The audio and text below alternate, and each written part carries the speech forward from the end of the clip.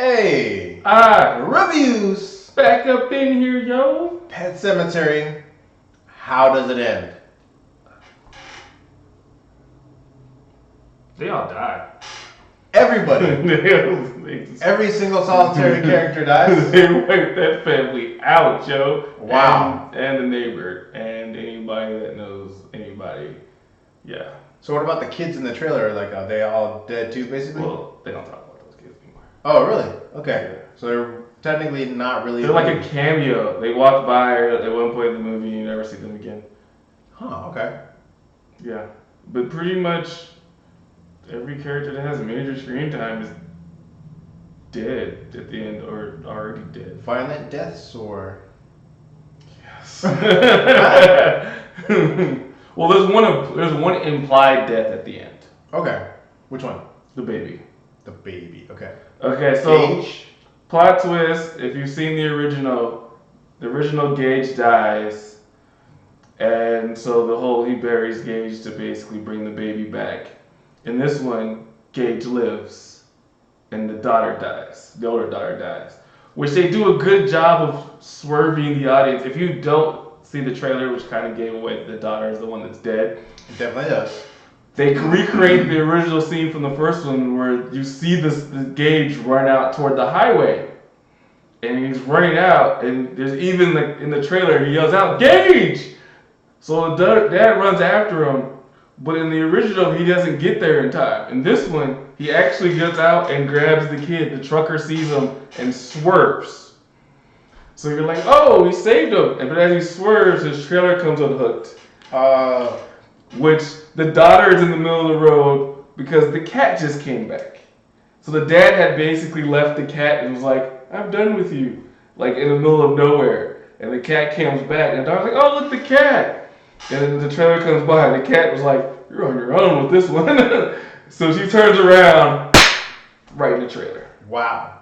Okay. All right. Crazy. Everyone's dead. Yeah. Okay. So the dad, that switches it up from he buries the daughter in the pet cemetery and not the son. So that's like the first major change from the original. Okay. Anything else that you think would be notable for people to know about on the twist on this one? Pretty much the ending part of the movie. So the last third of the movie is almost completely different than the original one. Also, the relationship, they go into deeper with the mom, Rachel, and her older sister. In the original, you know that the older sister has a disease that makes her deformed, and she kind of wanted her dead, and she ends up dying, and she blames herself. Well, in this one, they've kind of took a step further, where they basically kind of like, the reason why she kind of died. She basically didn't want to be with her, so she puts her food in a dumbwaiter that doesn't work, and the sister, trying to get her food, falls in the dumbwaiter and basically dies a horrible death in the dumbwaiter. Oh my goodness. So she sees it. So she doesn't really like talking about death because she's had that experience. So that kind of is a theme throughout the movie. Even when the cat dies, she doesn't want to tell the daughter the cat's dead. Jeez. It just ran away. And that was the reason why the dad wants to bury the cat to bring it back, so she doesn't have to explain the reason why the cat's gone. Now, in the trailer, they kind of show like a little bit of like the body deformity thing. Is that like a memory, or who is that's happening? That's the sister. So they'll flashback and show the sister, but also the sister comes back in random like flashbacks or something. Not even flashbacks. She's having like almost like a sort of breakdown. Oh. The mom. Okay. So like certain times of stress, she'll be there, and like she's always kind of like haunted by the memory of her sister.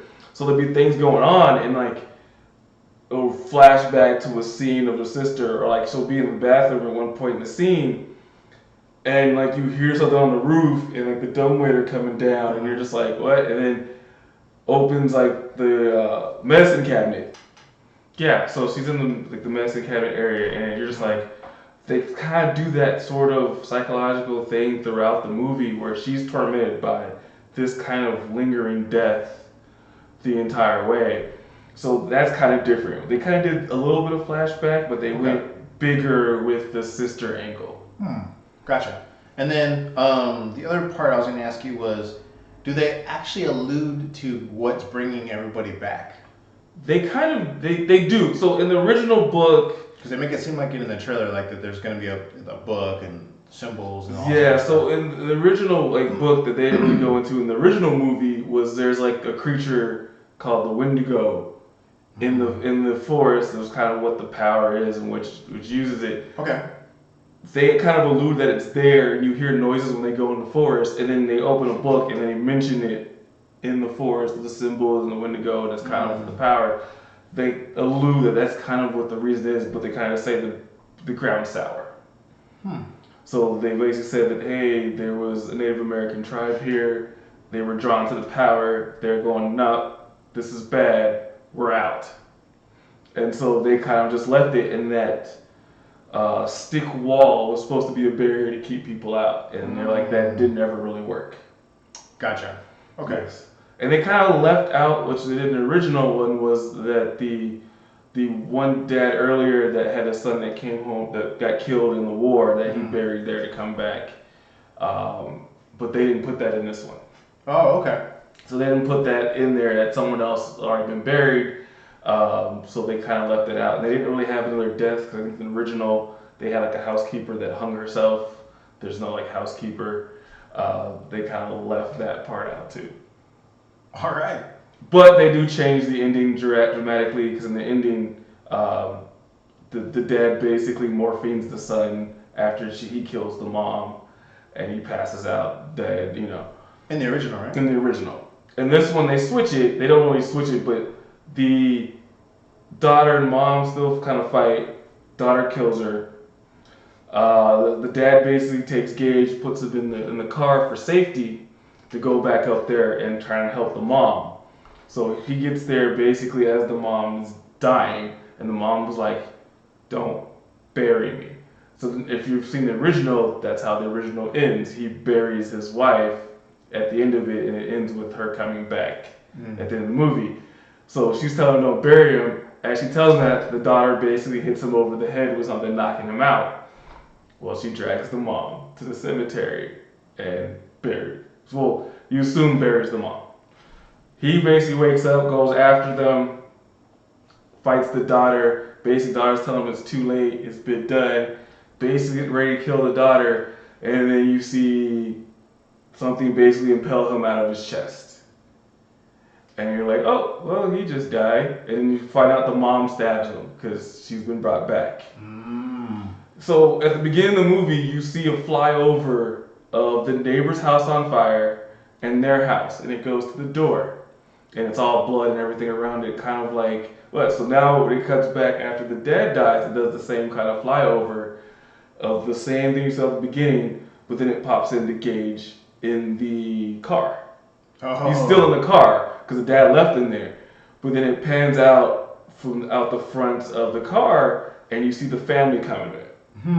So you see the dad, the mom, and the daughter, Ellie, all walking there. Dad holding the gas can because they just set the neighbor's house on fire. Wow. So the neighbor's already dead because the daughter killed him earlier, which they also do a cool scene from the original when the son cuts off the Gage who cuts his Achilles. Yeah, I remember that. And that scene, you're like, oh, he comes up to the bed, takes it out, kills it. So in this one, they do that same scene where he goes into the bedroom and you pan and you see his foot. So you think, okay, the daughter's there, about to come up, and he kind of steps back and goes, no. So he kicks the bed over and there's no one there.